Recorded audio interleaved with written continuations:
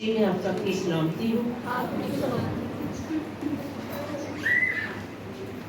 آئے ہم یسوع کے دکھوں پر غور کریں۔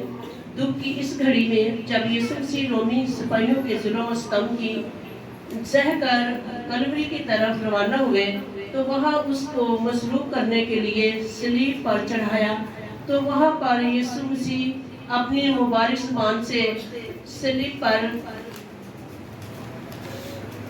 یہ پہلا کلمہ عطا کیا، اے باپ ان کو معاف کر کیونکہ یہ نہیں جانتے کہ یہ کیا کرتے ہیں۔ لوکا 34 باب 3 آیت۔ مختلف زبانوں میں المسیح کا مطلب ہے مسح کرنا، مسیح یا مسح کیا ہوا ہے یا مسح کرنے والا۔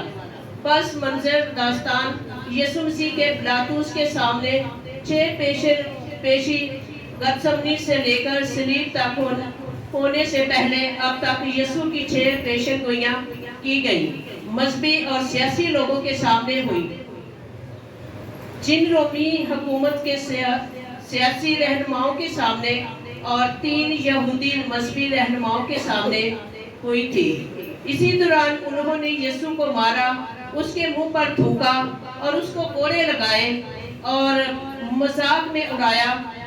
بے انصاف لوگوں کے تانے سننے کے بعد بیٹے کو کوڑے لگائے گئے۔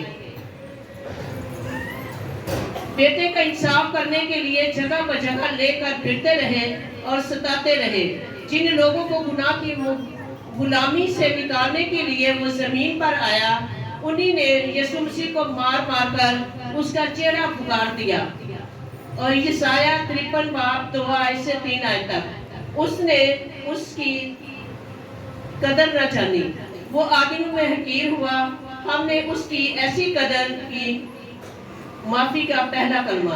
یسوع مسیح صلیب پر لٹکے ہوئے تھے، وہ ساری غموں اور مشکلات اور دکھوں کو عبور کر کے کلوری تک پہنچے اور برداشت کیا اور راستے میں 3 بار گرے۔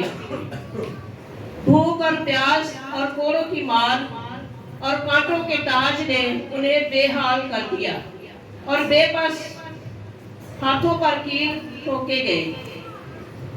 خون بہنے سے یسوع مسیح ہر طرح سے برا حال اور بے بس ہو گیا تھا۔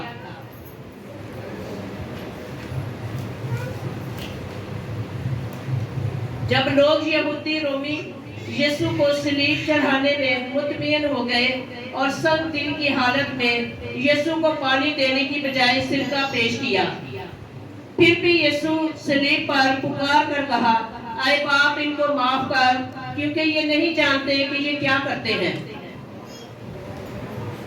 یسوع مسیح کے اس کلمے میں پیار اور محبت کی جھلک نظر آتی ہے۔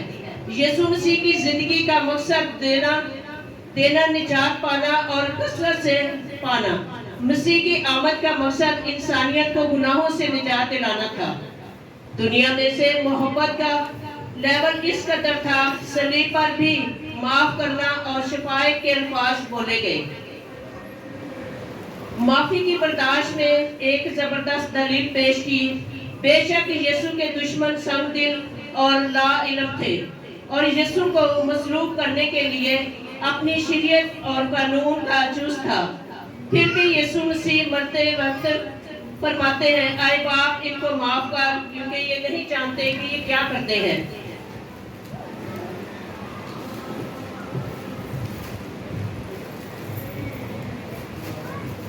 فرمانبرداری 3 سال تک بطور پڑھائی کا کام کرتے رہے، خدمت کا آغاز کرتے رہے اور قابل آسمان سے آواز آتی ہے کہ یہ میرا پیارا بیٹا ہے، تم اس کی سنو۔ متی 17 باب 3 آیت۔ زمینی فرمانبرداری بنیاد پر خدمت کا آغاز کرنے سے قبل آسمان سے آواز آئی، میں خوش ہوں۔ ہمارے رد عمل کیا ہوتا ہے؟ اجتماع کیا دعا۔ دیکھیں تو ہم اگر خدا کی ان باتوں کو دیکھیں تو خدا نے ہم سب کو معاف کیا۔ اس نے اپنے بیٹے کو ہمارے لیے اس لیے بھیجا تاکہ ہمیں گناہوں سے رہائی دے، مخلصی دے۔ اور وہی لوگ جو روز اس کی وہ دیکھنے آتے تھے معجزات کو، اور وہی لوگوں نے خدا کو پکڑوا دیا اور وہی لوگ پکڑ کر اس کو صلیب دی اور اس کے منہ پر تھوکتے رہے، مارتے رہے اور پھر بھی اس نے کوئی الفاظ نہ کہا۔ फिर भी उसने अपने बाप की मर्जी को पूरा किया। उसने बाप की मर्जी को पूरा किया इसलिए कि वो जानता था कि मेरा बाप जो है मुझे उस दर्जे तक ले जाएगा जो उसने आज भी वो बाप के दाहिने हाथ बैठा है और हमारा इंसाफ करता है। यीशु मसीह के नाम से आइए हम सब खुदा की हुजूरी में अपनी आंखें बंद कर